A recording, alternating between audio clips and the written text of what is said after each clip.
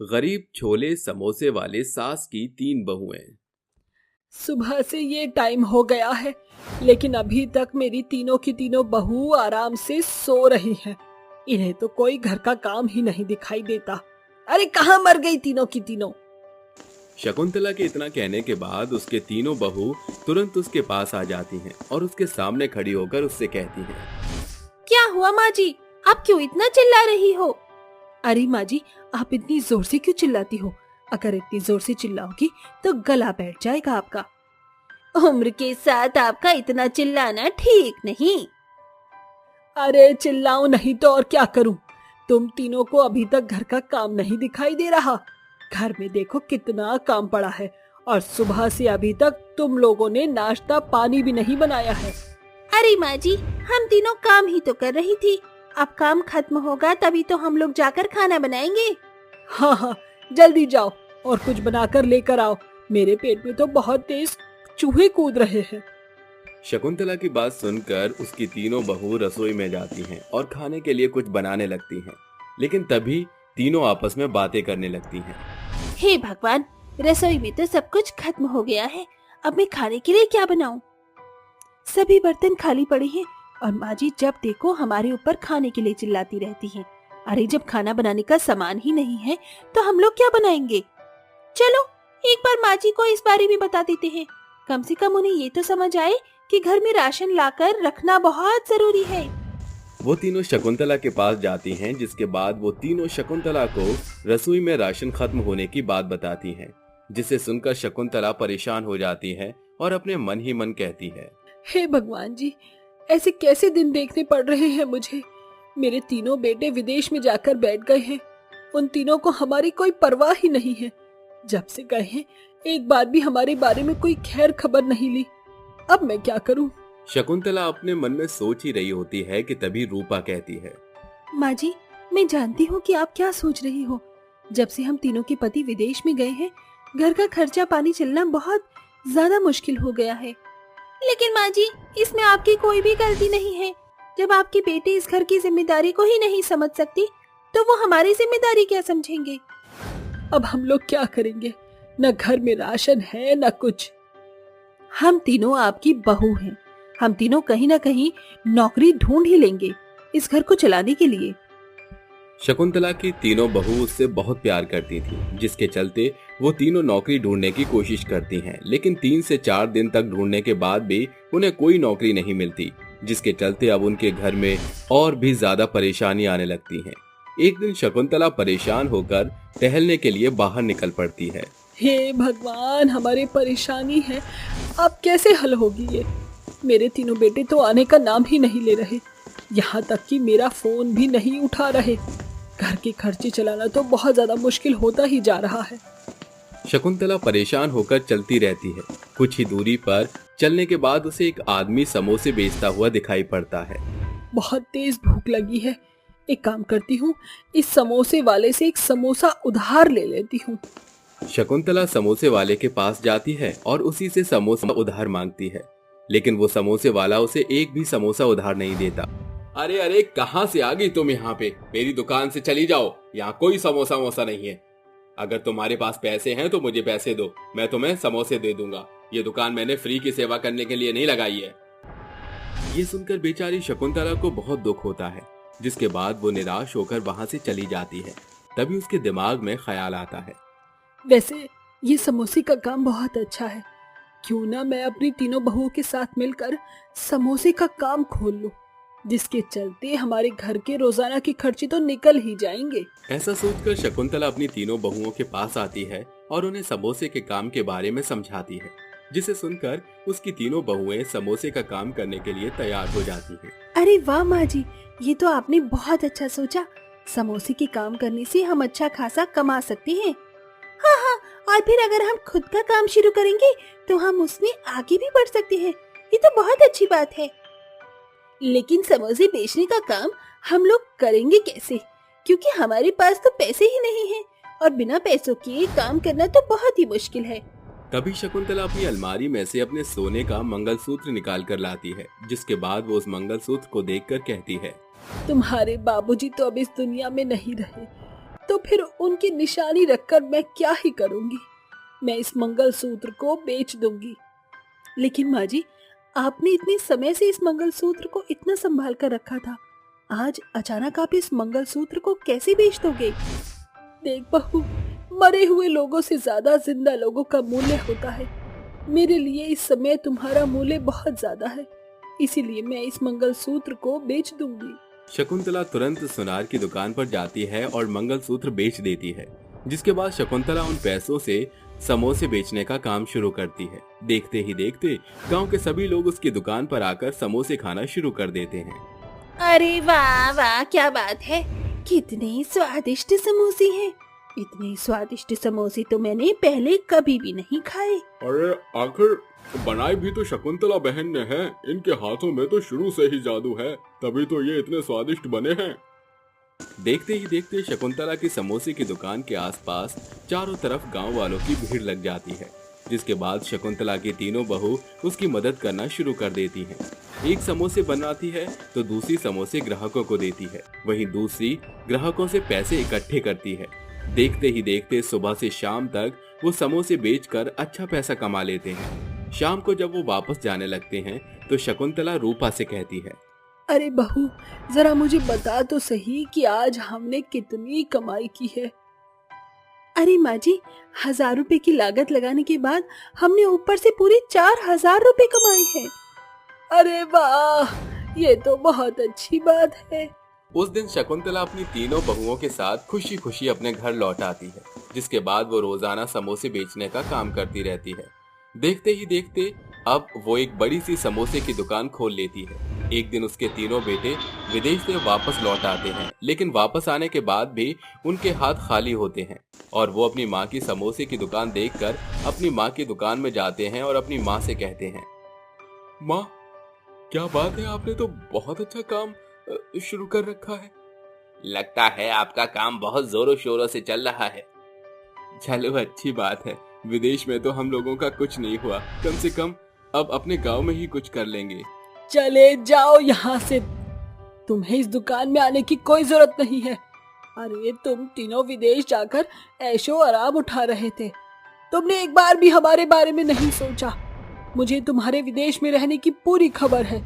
तुमने अपना सारा पैसा जुए खेलने में और लड़कियों में उड़ा दिया। अरे तुमने तो एक बार भी अपनी माँ का ख्याल नहीं किया। शकुंतला की बात सुनकर उन तीनों की गर्दन नीचे झुक जाती है, जिसके बाद उन्हें कुछ समझ नहीं आता और वो दुकान से वापस निकल जाते हैं। उस दिन के बाद से शकुंतला अपनी तीनों बहुओं के साथ खुशी खुशी समोसे की दुकान चलाती रहती है। 5 बहुओं का एक पति।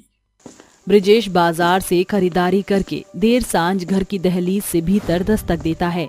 शर्मिला, रमीला, करिश्मा, करीना, सोनम, अरे कहाँ हो? देखो बाबूजी अपनी बेटियों के लिए क्या लाए हैं। आवाज सुनकर पांचों बहनें एक ही भांति का पहरावा पहने बाहर आती हैं। पिताजी, आपने हमें पुकारा? हाँ मेरी बेटियों, तुम्हारे लिए तोहफे लाया हूँ। खोल कर देखो। पांचों बहनें खुश मन से अपने बॉक्स खोल कर देखती हैं कि सभी एक साथ बुरा बेबाक मुंह बना लेती हैं। ये देख ब्रिजेश बोलता है, क्या हुआ, तुम पांचों को तोहफा पसंद नहीं आया क्या? बाबूजी, आप जानते हैं ना, ये नारंगी रंग हम बहनों को बिल्कुल भी पसंद नहीं। ये रंग हम पांचों पर एकदम बेहुदा बकवास लगता है। इससे बेहतर तो आप हम बहनों को पैसे दे देते, हम बहनें बतौर खुद खरीदारी कराते। मेरी खरीदारी में खामियां तो निकाल दी, अब जरा बताओ तुम्हें चाहिए क्या? ब्रिजेश के पूछने पर पांचों बहनें एक ही शब्द स्वर से बोलती हैं, सिंपल सा सुनहरा सूट। जानता था मैं कि ऐसा ही जवाब होगा तुम पांचों का। जब देखो पांचों की पांचों एक सी पसंद के पीछे समान सुरताल पकड़े रहती हैं। बाबूजी, अब हम बहनों की पसंद एक दूसरे से हुबहू मिलती है, तो हम क्या करें? वैसे भी बाबूजी, ये बैल बूट वाले सूट हम पांचों में से किसी को पसंद नहीं। अपनी बेटियों का एक समान स्वर शब्द सुनकर ब्रिजेश बोलता है, अरे देख रही हो अनुराधा, इन पांचों बहनों की पसंद परवान चढ़ती जा रही है। अजी, मेरा जिया तो इन पांचों की एक भांति की पसंद से पहले ही भरपूर भयातुर है। कहीं कल शर्मीली के रिश्ते वाले के सामने ये बहनें बतौर ब्याह के लिए एक ही पति की पहल न कर बैठे। ये कहानी है ब्रह्मपुरा गांव में रहने वाली अनुराधा और ब्रिजेश की बेटियों की, जिनकी पसंद नापसंद पूरे तौर से एक दूसरे से मेल खाती थी। दोनों दंपत्ति इस बात से बड़े परेशान रहते थे। रात के पहर का पड़ाव पार होने के साथ अगला दिन दस्तक देता है, जहां कुंती अपने बेटे प्रीतम के साथ ब्रिजेश के घर आती है। बैठिए बहन जी, ये मेरी 5 बेटियां रमीला, शर्मिला, करीना, करिश्मा और सोनम। भाई साहब, अगर आपके 5 पांडवी का पुख्ता परिचय हो गया हो तो ये भी बयान कर दीजिए कि ब्याह किस बेटी का करना है। बहन जी, ब्याह तो सबसे पहले शर्मिला का होगा कि आखिरकार वो 5 में सबसे बड़ी जो है। ये सुनकर ब्रिजेश की बिटिया उस पर बिगड़ते हुए बोलती है, बाबूजी, शर्मिला की शादी की बात भूल जाइए, क्योंकि प्रीतम मुझे पसंद है। आहा, आई बड़ी प्यार जाने, मुझे प्रीतम से पहली नजर वाला प्यार हो गया। प्रीतम की दुल्हनिया तो करीना ही बनेगी। बिल्कुल नहीं, प्रीतम से ब्याह तो करिश्मा करेगी। तुम चारों सिर्फ शादी के ख्याली लड्डू पकाओ और खाओ, क्योंकि प्रीतम से शादी तो सोनम की होगी। बंद करो ये बकैतियां, वरना तुम चारों बहनों के ब्याह और बारात के सपने को जनाजे में बदलकर 2 गज जमीन के नीचे दफन कर दूंगी। फिर घूमती रहना चिरमखी चुड़ैल बनकर। हम चारों ने भी चूड़ियां नहीं पहनी। या तो प्रीतम से हम 5 बहनों का ब्याह होगा या फिर किसी का नहीं। अरे मेरी बेबाक बेटियों, ये सतयुग नहीं जब द्रौपदी ने खुद को 5 पतियों के बीच बंटवारा किया था। वो हम नहीं जानते। प्रीतम ही हम 5 के पति बनेंगे, बस। मुझे मंजूर है, मैं तुम 5 से शादी करूंगा। अरे प्रीतम पगला हो गया है क्या? आज के दौर में 5 पत्नियां। माँ, आप ही तो कहती है ना कि कभी किसी औरत जात का दिल मत दुखाना।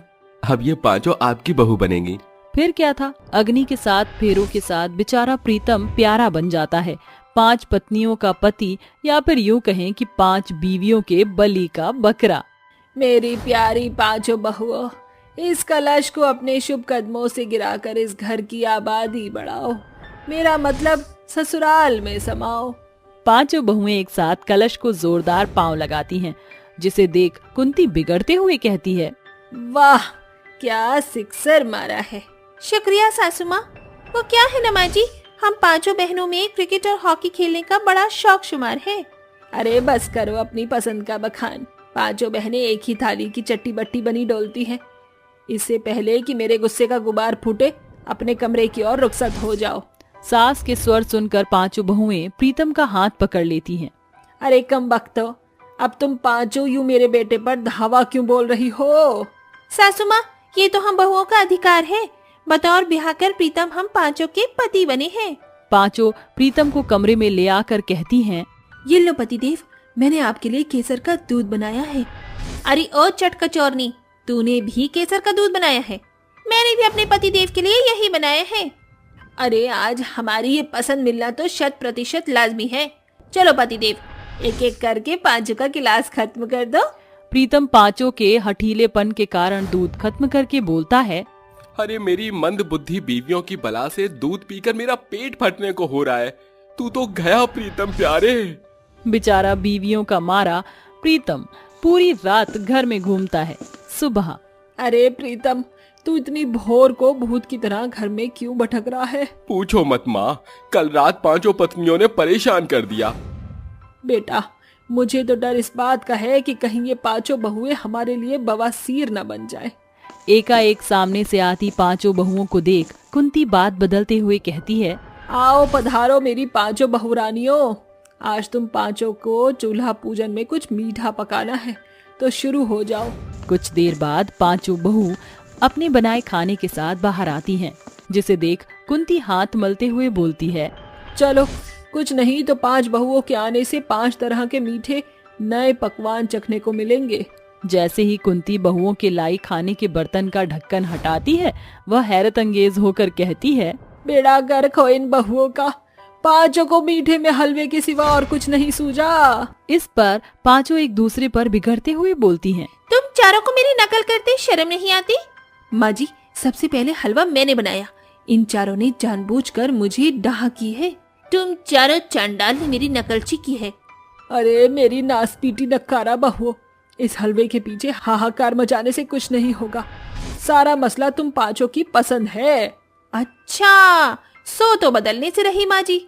सास के लाख समझाने के बावजूद पांचों की पसंद में कोई बदलाव नहीं। कभी पांचों एक ही कपड़े के पीछे सारा बाजार टटोलती, तो कभी एक ही पसंद का खाना पकाती, जिसे देख कुंती कहती है, तुम बहुएं आजकल अन्न की बहुत बर्बादी कर रही हो। कल पांचों की पांचों ने पाव भाजी बनाकर बड़ी तादाद में बर्बादी की है। देखो, तुम पांचों को अपनी पसंद को बदलाव देने की जरूरत है। एक दूसरे की नकल करके तुम पांचों का परिचय पिछड़ रहा है। देखिए प्रीतम जी, हम पांचों को एक जैसी आदत पड़ चुकी है, जो बदलने से रही। हमें एक जैसा दिखना ही पसंद है ना बहनों? बिल्कुल। ये सुनकर प्रीतम चुप्पी साध लेता है। अगली सुबह उन पांचों को एक खत मिलता है, जिसमें लिखा था, मेरे लाख समझाने बुझाने के बावजूद भी तुमने अपनी मनमानी की। तुमसे शादी महज मेरी भूल थी। मैं जा रहा हूँ। जब ये खत तुम पांचों तक पहुँचेगा, मैं जा चुका हूँगा। मेरी माँ का ख्याल रखना। इस खबर से पांचों बहुओं को बेहद पछतावा होता है। पति को खोने के बाद पांचों अपनी पसंद को पूरी तरह बदल देती हैं। अब प्रत्येक बहू अलग खाना बनाती, अलग पहरावा पहनती। इस बीच सप्ताह भर का पड़ाव पार हो जाता है। काश प्रीतम देख पाती कि हम पांचों बहुओं की पसंद बदल गई है। तुमने मुझे पुकारा, मैं आ गया। प्रीतम को अपने सामने पाकर पांचों स्तब्ध हो जाती हैं। मगर आप तो हमें छोड़कर चली गई थी। वो सब महज एक मिथ्या था। मगर क्यों? ताकि तुम्हें सबक मिले। अगर मैं जाता नहीं तो तुम पांचों की पसंद में परिवर्तन नहीं आता। शुक्रिया माँ जी, आपकी बदौलत हम बहू अपनी पहचान से वाकिफ हुई। अब हमारी पसंद एक दूसरे से एकदम परे है। आखिरकार सास की सूझबूझ से उसकी पांचों बहुओं को बदलकर नया आयाम देती है। जिस प्रकार मनुष्य का परिचय उसका पुख्ता प्रमाण है, उसी प्रकार परिवर्तन जीवन का आधार है। दो बहुओं में पति का बंटवारा। वो शनिवार की सांझ थी जब अनिल देर रात दफ्तर से थका मांदा घर लौटता है, जहां उसकी दो पत्नियां थी। जी हाँ, एकदम सही सुना आपने। दरअसल अनिल की दो बीवियां थी। दोनों के बीच सगी बहन का संबंध था। अनिल, आप आ गए? बैठ जाइए। मैंने आपके लिए भरवा करेले बनाए हैं, आपको बेहद पसंद है। अविका, अनिल आज करेले नहीं बल्कि मेरी बनाई सब्जी खाएंगे, वो भी कद्दू की। जी जी, क्यों भी मतलब हर घड़ी बैरन बहन बनकर मेरे आड़े आती हो। मेरे पति करेले ही खाएंगे। तुम्हारी खुद की जुबान में मिठास तो है नहीं, अब ये कड़वे करेले खिलाकर अनिल की जुबान का जुलूस निकालना चाहती हो। अनिल करेले ही खाएंगे बस, कद्दू करेले। दोनों बहनों के बीच का शोरगुल सुनकर कमरे के भीतर से भगवती निकल आती है और माथा पकड़कर कहती है, हे ईश्वर, तुम दोनों बहनों ने फिर बैरन की तरह लड़ना शुरू कर दिया। सासू माँ, इस सौतन को लेकर जाओ। इसी ने सारा घर सर पर उठा रखा है। सही मायने में सौतन तो है। मैंने तो सोचा था कि अनिल का ब्याह अपनी छोटी बहन से करके दोनों बहनें सहेली बनकर रहेंगे, मगर क्या पता था कि मेरी सगी बहन मेरी सौतन बन बैठेगी। दो बहनों के बीच मुठभेड़ होता देखकर अनिल के गुस्से का गुब्बार फूट पड़ता है। उसकी चीख पूरे घर में चकाचौंध हो जाती है। अरे बस, बहुत हो गया। अरे ऐसा एक दिन नहीं गुजरता जब तुम दोनों बहनों के बीच में मुझे लेकर बवाल ना हो। पति की फटकार सुनकर अविका की आंखों से आंसुओं की बौछार बरसने लगती है और बड़े बोझिलता के वह बेहोश हो जाती है। थोड़ी ही देर में डॉक्टर आकर अविका की जांच पड़ताल करते हैं। मुबारक हो, जल्दी आपके घर नन्हे मेहमान की किलकारियां गूंजने वाली हैं। ये खबर सुनकर संध्या स्तब्ध रह जाती है। वह दौड़ते हुए एकांत में आकर कहती है, इसी खुशी की बेला के लिए तो तूने अनिल का ब्याह अपनी छोटी बहन से कराया था, तो आज जब सालों का सपना साकार हो रहा है तो तेरा कलेजा क्यों कचोट रहा है? ये बोलकर संध्या सिसकते हुए अपने बीते दिनों में खो जाती है। अग्नि के साथ फेरों के साथ संध्या की शादी अनिल से हो जाती है। दुल्हन के लिबास में सजी धजी संध्या ससुराल की दहलीज पर खड़ी थी। बहू, इस कलश को अपने शुभ कदम से गिराकर गृह प्रवेश कर।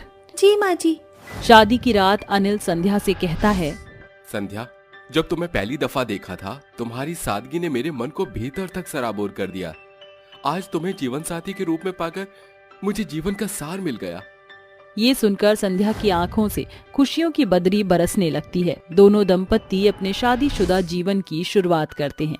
अगली सुबह भगवती आंख मलते हॉल में आती है। ये इतने भोर सवेर रसोई घर में कैसे खटर पटर है। जैसे ही भगवती रसोई घर का रुख करती है तो संध्या कहती है, माँ जी नहा धो लीजिए, खाना तैयार है। सच कहा है पुरानियों ने कि बहुएं ससुराल की सास हैं। सचमुच बहू, तेरे आने से मेरे बेरंग घर में बाहर आ गई है। बस अब जल्दी से मेरी दादी बनने की आस को पूरा कर दे। ये सुनकर संध्या का चेहरा शर्म से लाल हो जाता है। दिन सप्ताह और महीनों के मंजर में बदलते जाते हैं। इस बीच 5 साल का पड़ाव पार हो जाता है। एक सुबह, बहू तैयार हो जा, आज हमें डॉक्टर के पास जाना है तेरी जांच पड़ताल के लिए। फिर दोनों सास बहू अस्पताल आती हैं, जहां महिला डॉक्टर संध्या की जांच पड़ताल करके बोलती है, माताजी मुझे ये बयान करते बहुत खेद है, मगर अभी भी या भावी भविष्य में आपकी बहू कभी माँ नहीं बन सकती। दुखद खबर के साथ दोनों सास बहू घर आईं। एक सप्ताह बाद भगवती संध्या से कहती है, बहू डॉक्टर के शोध से ये साफ हो चुका है कि तू माँ नहीं बन सकती। अनिल का दूजा ब्याह न हुआ तो इस खानदान का नाम मेरे बेटे के साथ बुझ जाएगा। माँ जी इस घर की पीढ़ी बढ़ेगी, मैं अनिल का ब्याह अपनी बहन से कराऊंगी। उसी पलछिन अनिल दरवाजे से दस्तक देता है। संध्या, ये कैसी बहकी बहकी बातें कर रही हो? मैं तुम्हारी बहन से ब्याह नहीं करूंगा। अनिल मेरी बात मान लीजिए, मेरी बहन ब्याह कर आएगी तो हम बहनों के बीच सौतन नहीं बल्कि सहेलियों की साझेदारी होगी।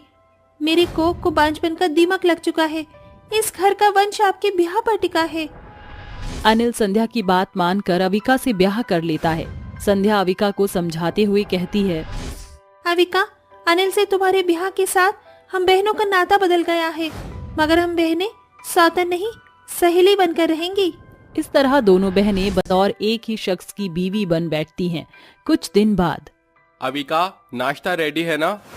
हाँ अनिल, ये रहा आपका ब्रेकफास्ट। अविका ऐसा भी कौन सा काला जादू कर दिया तुमने जो आजकल अनिल मुझे एक नजर देखते भी नहीं। पहले मेरे पति की जुबान मुझे पुकारते नहीं थकती थी। अरे जीजी, आप तो अपनी बहन पर बिन बात बिगड़ रही हो। कोई भी बात नहीं, ये लो अनिल ऑरेंज जूस। अविका आज अनिल अनार का जूस पियेंगे। शादी की सप्ताह भर भी नहीं हुआ, मेरे पति का उतना दुबला पतला शरीर कर दिया तुमने। दोनों बहन बिगड़ते हुए बेचारे अनिल का हाथ पकड़कर खींचातानी करने लगती हैं। अरे बंद करो तुम दोनों बहनें ये बहसबाजी। जूस के पीछे लड़ झगड़ कर मेरा जुलूस निकाल दिया। अनिल बेबाक बुरा मुंह बनाकर बिना नाश्ता किए दफ्तर रवाना हो जाता है। फिर एक दिन, अनिल बड़ा अरसा हो गया तुम्हारे साथ कहीं गए। आज संडे है, मैं तुम्हारे साथ सुनहरा समय बिताना चाहती हूँ। ठीक है संध्या, तैयार हो जाओ। अनिल फौरन हामी भर देता है। कुछ ही देर में दोनों दंपत्ति दरवाजे से बाहर दस्तक देने ही वाले थे कि अविका बोलती है, अनिल कहाँ जा रहे हो? तुम्हें याद है तुमने मुझे संडे शॉपिंग का वादा किया था। अविका अनिल इस पल मेरे साथ बाहर जा रहे हैं। ये सुनकर अविका बिगड़ते हुए अनिल का हाथ खींचते हुए कहती है, बिल्कुल नहीं, अनिल सिर्फ मेरे साथ जाएंगे। अरे सारा वक्त तो अनिल के साथ फेविकॉल की तरह चिपकी रहती है, तब भी चैन नहीं क्या? दोनों बहुओं के बीच बढ़ते बवाल को देख भगवती बोलती है, हे ईश्वर, ये दोनों बहुएं मेरे बेटे के लिए बाधा बनती जा रही हैं। अरे बड़ी बहू अविका को जाने दे, तू फिर चली जाना। क्यों माँ जी, एक ही बहू क्यों बलिदान देती रही? इससे पहले अनिल मेरे पति हैं। मुझे क्या पता था कि मेरी बहन मेरी सौतन बन बैठेगी। अरे बस करो दोनों बहनें, मुझे कहीं नहीं जाना। गुजरते समय के साथ दोनों बहू के बीच पति का बंटवारा परवान चढ़ गया। आइए देखते हैं अंत में क्या हुआ। अविका के गर्भावस्था के दौरान सारा काम संध्या के सर पर आ जाता है। माँ जी बस अब ये सारा काम मुझसे न होगा। आपने एक बहू को बुलंदियों पर बैठा रखा है और एक बहू को बाई बना रखा है। मैं अपने पति को इस बैरन बहन के साथ और नहीं बांट सकती। ये सौतन मेरे गले की फांस बन गई है। मुझे सौत न कहना, बतौर बिहार रचाकर इस घर की बहू बनी हूँ। तुमने अपनी मर्जी से अपना सिंदूर मुझे साझा किया था। मुझे तुम्हारी सौतन बनने का शौक नहीं था। अनिल चलो मेरे साथ। मेरे पति कहीं नहीं जाएंगे। दोनों बहू अनिल की बाह खींचने लगती हैं, जैसे उनके बीच बंटवारा हो रहा हो। ये देख भगवती बोलती है, बस करो मेरी बेअकल बेबाक बहुओं, अब तुम दोनों सिर्फ अपनी सास की सुनोगी। आज मैं अपने बेटे का तुम दोनों बहुओं के बीच बंटवारा करती हूँ, तब जाकर ही तुम बहनों का बवाल थमेगा। अब अनिल 1 सप्ताह संध्या के साथ और 1 सप्ताह अविका के साथ रहेगा। इस बीच तुम बहनों ने एक दूजे की डाह की तो मैं तुम दोनों को उस दरवाजे से दफा कर दूंगी। ये सुनकर दोनों बहुएं आंखें बड़ी करके बोलती हैं, माँ जी, हमें मंजूर है। हम दोनों बहनें एक दूजे से अपने पति का बंटवारा करने को तत्पर तैयार हैं। हाँ माँ जी। इसके बाद अनिल सुकून भरी सांस लेते हुए मन में बोलता है, शुक्र है इस बंटवारा से मैं रोजाना इन बहनों के बवाल से बाल बाल बच गया। इस तरह भगवती देवी दोनों बहुओं के बीच अपने बेटे का बंटवारा कर देती हैं, जिसके बाद दोनों सौतन से सहेली बनकर एक ही छत के नीचे खुशी खुशी रहने लगती हैं। एक सास की 5 विधवा बहुओं की शादी। ईश्वर ने शांति देवी को 5 बेटों का सौभाग्य दिया था, जिनके नाम थे ब्रजेश, सुरेश, महेश, निवान और विवान। जिनके ब्याह से शांति देवी के घर 5 बहुएं आईं, जिनके नाम थे अनीता, सुनीता, ललिता, कविता और बबीता। जिनका स्वागत करते हुए शांति कहती है, बहू, अपने दाहिने कदमों से कलश को गिराकर गृह प्रवेश करो। जी सासू माँ। 5 भीतर आकर अपनी सास शांति का आशीर्वाद लेती हैं। तभी शांति कहती है, जुग जुग जियो मेरी बहुओं, दूधो नहाओ पूतो फलो। आज मेरे सालों का सपना साकार हो गया। ईश्वर ने मुझे 5 सपूतों के सौभाग्य के साथ साथ 5 सर्वगुण संपन्न बहुओं का सुख भी आज दे ही दिया। मेरी बड़ी आस थी कि मेरी बेटी हो, मगर वो पूरी न हो सकी। पर आज से तुम 5 मेरी बहू नहीं, मेरी बेटी हो। ये सुनकर 5 बहू शांति से लिपट जाती हैं, जिसके बाद 5 अपने पति के साथ शादी की शुरुआत करती हैं। समय गुजरता है। फिर एक दिन, अरे बहू, वैसे तो 5 समय से पहले ही जाग जाती हो। कल मैंने पंडित जी को घर बुलाया है, इसीलिए सवेरे ही सारा काम समाप्त कर लेना। और हाँ, सारा खान पान सात्विक बनाना। फिक्रमंद रहिए सासू माँ, सब कुछ समय से हो जाएगा। हाँ सासू माँ, आप तो सिर्फ हुक्म फरमाइए। बस इतना ही। बहू, जरूर पिछले जन्म में मैंने कोई बड़ा पुण्य किया होगा, जो मुझे भले आचरण की 5 बहुएं मिली हैं। अगली सुबह 5 बहू सूर्यास्त से पहले जागकर सारा कामकाज समाप्त करती हैं। तकरीबन 10 बजे पंडित जी उनके घर आते हैं। पधारिए पंडित जी। अरे कविता, बबीता, ललिता, पंडित जी का स्वागत सत्कार करो। जल्दी से जलपान का प्रबंध करो। 5 बहू बढ़ चढ़कर पंडित जी का स्वागत करती हैं। कुछ देर बाद, पंडित जी, ये मेरे 5 बेटों की और मेरे बहू की कुंडली है। जरा देखकर बताइए कि इनका भावी भविष्य कैसा रहने वाला है। पंडित जी एकाएक सभी की कुंडली देखकर कहते हैं, अरे, बड़े दुख के साथ मुझे ये साझा करना पड़ रहा है कि आपके 5 पुत्रों के भाग्य में अकाल मृत्यु का योग है। अरे पंडित जी, ऐसा मत कहिए। यही नियति का लेख है, ब्रह्मा का लिखा कोई नहीं बदल सकता। ये सुनकर विवान गुस्से से तिल मिलाकर पंडित पर उखड़ जाता है। क्या बकता है ये पंडित? माँ आज के दौर में किस दकियानूसी बातों पर विश्वास कर रही हो? स्मरण करो शांति, तुम्हारे 5 पुत्रों के पैदा होने से पूर्व ही मैंने भविष्यवाणी की थी, जो सत्य हुआ। होनी को कोई नहीं टाल सके, क्योंकि कुंडली यही कहती है। ये कहकर पंडित वहां से चले जाते हैं और शांति की बहुएं कहती हैं, सासू माँ, इतना मत सोचिए। जिठानी जी सही कह रही हैं, ज्यादा सोचने से सीधे आपकी सेहत पर असर होगा। सासू माँ, मैंने माँ के मुंह से सुना था कि 50 किलोमीटर दूर पहाड़ी पर उमापति का मंदिर है। ऐसी मान्यता है कि जो भी सुहागन सच्चे मन से वहां जाकर पूजा अर्चना करती है, उनके सुहाग दीर्घायु होते हैं। देर किस बात की है सुरेश? ब्रजेश, बस का प्रबंध करो बेटा। जी जरूर माँ। सभी एक साथ बस में बैठकर यात्रा के लिए निकल जाते हैं, मगर दुर्भाग्यवश उनकी बस सामने से चली आ रही बस से टकराती है, जिससे बस के आगे का शीशा टूटकर चूर चूर हो जाता है और आगे बैठे पांचों बेटे खाई में गिर जाते हैं। जैसे तैसे बहू और सास की जान बचती है। बेटे की बुरी मौत से शांति की आंखों में आंसुओं का सैलाब उतर आता है। क्यों क्यों क्यों क्यों विधि के विधाता, क्या मिला तुझे मेरी 5 बहुओं को सुहागन से अभागन बनाकर?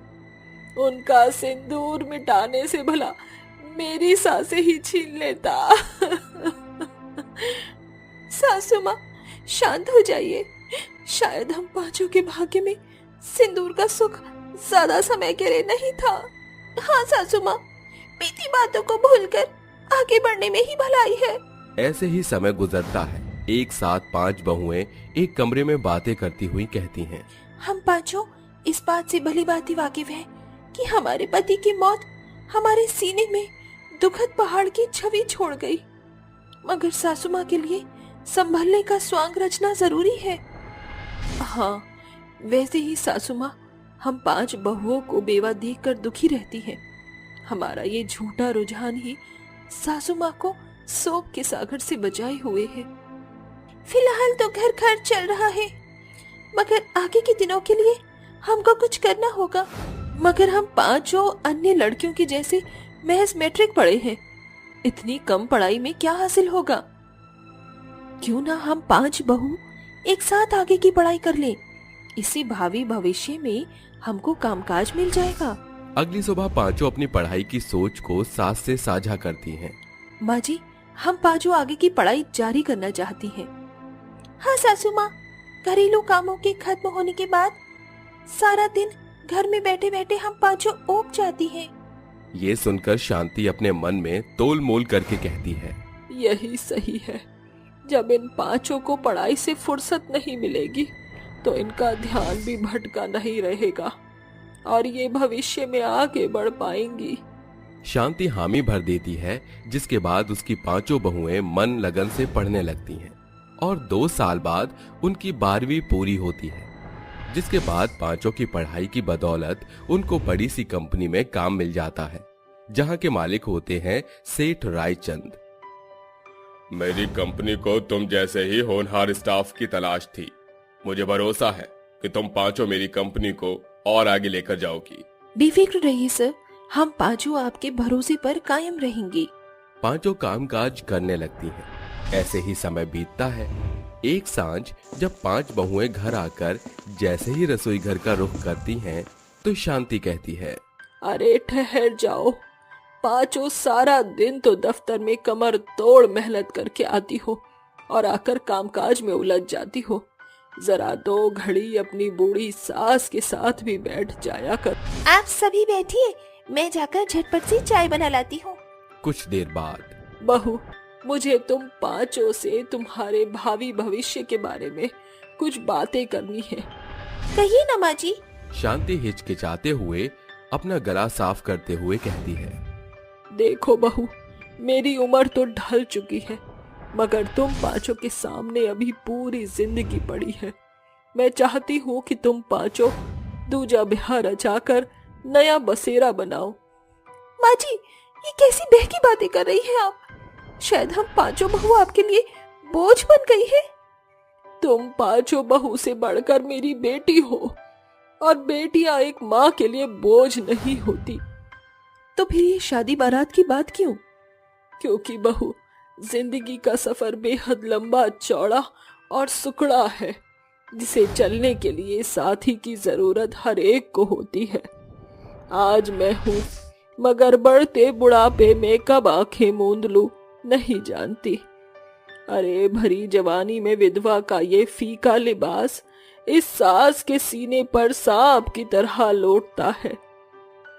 अपनी सास की बात मान लो बहू। ठीक है माँ जी, हम शादी करेंगी। ये मंजर समाप्त हुआ ही था कि वहाँ रायचंद मिठाई और शगुन के साथ चले आते हैं। सर, आप यहाँ क्यों अचानक से?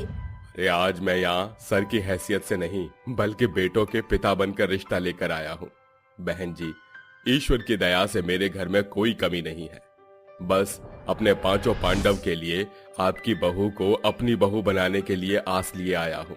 साहब, आप जानते हैं ना, मेरी बहू विधवा है। हम बिल्कुल, मगर इसमें इन बेचारी का क्या दोष? अब ये पांचों ही रायचंद की बहू बनेगी। मेरी बहू, तुम पांचों का भाग्य बड़ा बलवान है जो एक बार फिर खुशी तुम्हारे दिल के दरवाजे पर दस्तक दे रही है। ये सास अपने हाथों से तुम पांचों की शादी का श्रृंगार करेगी।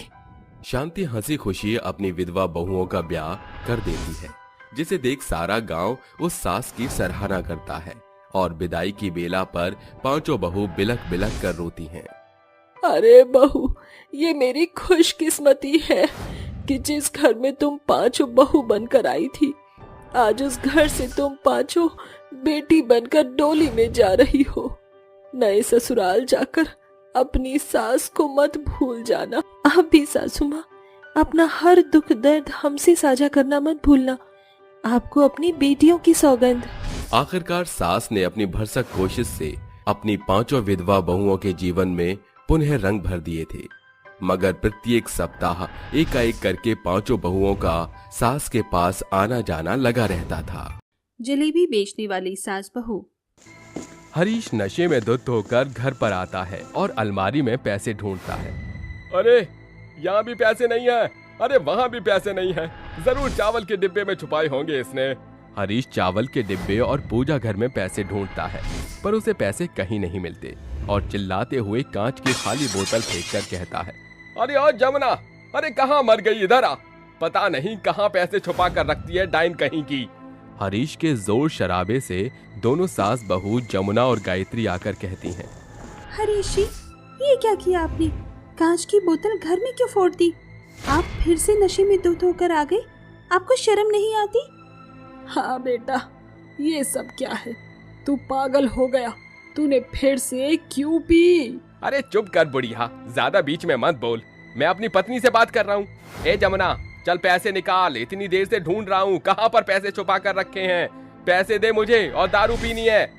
हरीश जी, आप माँ जी से ऐसे कैसे बात कर रहे हैं? आपको शर्म नहीं आती? नशे में धुत हो आप। आपको नशा करना है तो करिए, घर में 4 पैसे तो लाकर राजी नहीं है। ऊपर से जो बचे कुचे पैसे हैं वो भी आप ले जाते हो। अरे अब ये लड़का पागल हो गया है, कोई पैसे वैसे नहीं मिलेंगे इसे। देखो तो अपनी माँ से कैसे बात करता है। हाँ, मैं तो ऐसे ही बोलूंगा। अगर अब तुम दोनों ने मुझे 2 मिनट के अंदर पैसे लाकर नहीं दिए तो मैं तोड़ा फोड़ी शुरू कर दूंगा घर की। अगर आपने कुछ भी ऐसा किया तो मुझसे बुरा कोई नहीं होगा। वो तो अच्छा है, मैं अपने बलबूते पर चाहे जैसे सही झाड़ू पोंछा करके ही घर चला रही हूँ। आपने तो कमाना छोड़ ही दिया है। तेरी इतनी हिम्मत, तूने मुझसे जबान लड़ाई और तुझे छोड़ूंगा नहीं मैं तुझे। ये कहते ही हरीश उस पर हाथ उठा देता है। अरे छोड़, पागल हो गया है क्या? छोड़ बहू को, खबरदार हाथ भी लगाया तो भूल मत कि अभी वो ही है जो काम करके हम सबका पेट पाल रही है। तो एहसान कर दिया क्या? इसकी जैसी पत्नियां यही करती हैं। नया क्या है, पर इसकी जुबान ज्यादा चल रही है ना, काम की वजह से अब ये काम करने नहीं जा पाएगी कहीं भी। ऐसा कहकर हरीश नशे की धुत में चला जाता है। वहीं गायत्री अपनी बहू के सर पर हल्दी लगा देती है, जिससे उसका जख्म भर जाए। खाना खाकर दोनों सो जाती हैं। अगले दिन जब जमुना काम करने जाती है तो उसकी मालकिन उसे घर से बाहर निकाल देती है और कहती है, देखो जमुना, आइंदा से यहाँ आने की जरूरत नहीं है। तुम्हारे पति ने रात को यहाँ पर बहुत कांच की बोतलें फोड़ी हैं, इसीलिए मैं तुम्हें यहाँ नहीं रखूंगी। और हाँ, तुम्हारे पति से कहना कि दोबारा आया तो मैं उसे पुलिस के हवाले कर दूंगी।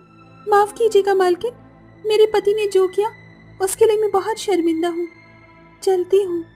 जमुना 2-4 घरों में जाकर पता करती है, लेकिन हरीश की हरकतों की वजह से कोई भी उसे रखना नहीं चाहता। तभी उदास मन से जब घर आती है तो उसकी सास कहती है, अरे बहू, क्या हुआ? तू इतनी उदास क्यों है?